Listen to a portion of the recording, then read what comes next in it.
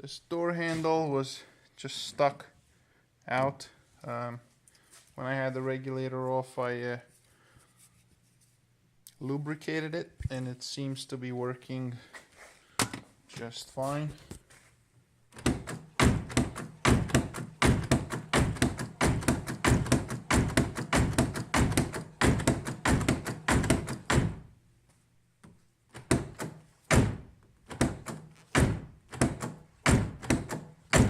So I don't think it's broken. I think it just needed a little bit of lubrication.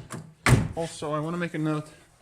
These door handles, they come up.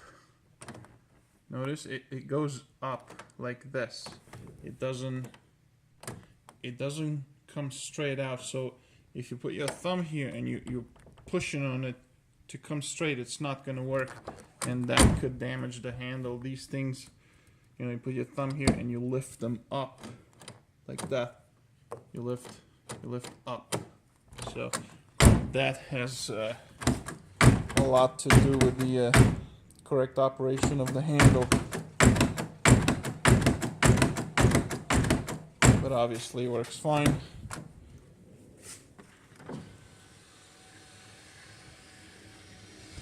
There's the window.